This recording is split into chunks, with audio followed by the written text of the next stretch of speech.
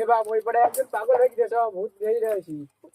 তোমার সাথে আমি চাচা যাবো না। তুমি উল্টোবেলা কাজ করো, তাদের পাবলিকের কাছে মার খাবো। কেন বাপ আজ গেছো? একদিনই যাবো, আর কোনদিনও যাবো না।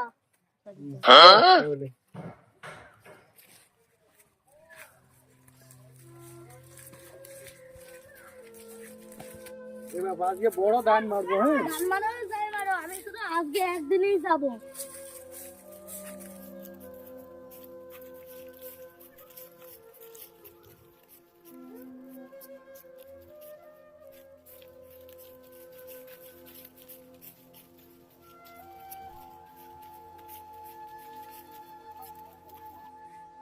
ও বাবা চলে আইছো?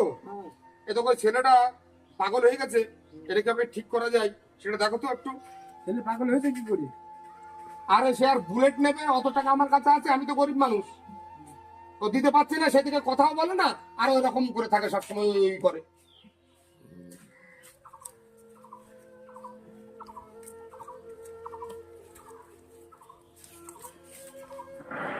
না একে পারবো না, একে বড় ভূতি ধরে।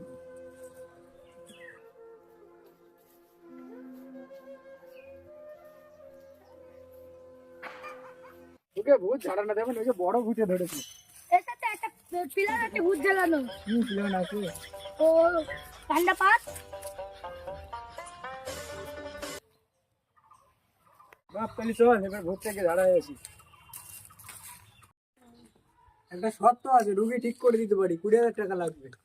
20,000? রুগী যদি কথা বলে আমি আপনার 25,000 টাকা দেবো।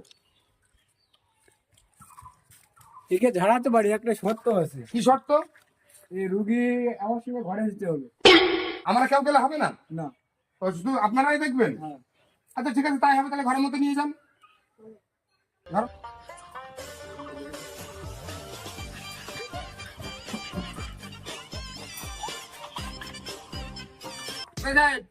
তাহলে আপনারা দেখেন তাহলে। হ্যাঁ তাহলে দেখেন, তাহলে আমি তাহলে বাইরে থাকছি। হ্যাঁ ঠিক আছে। এই ব্যাপারে যখন যে যুক্তিটা করলে ওই যুক্তিটা করে দিই।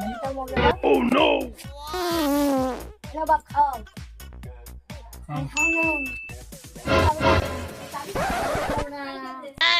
খাও না।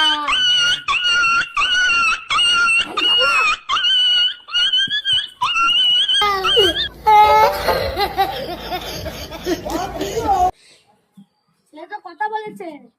হ্যাঁ সেটা দেখলাম, ও তো কথা বলতে বলতে দৌড়ে গেল। আর কাজ তো ভালোই করেছো তোমরা।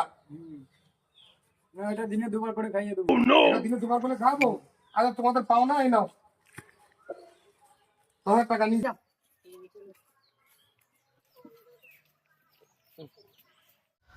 কারুর বাড়িতে যদি এরকম শিয়ানা পাগল থাকে, তাদেরকে এরকম উঝাই দরকার।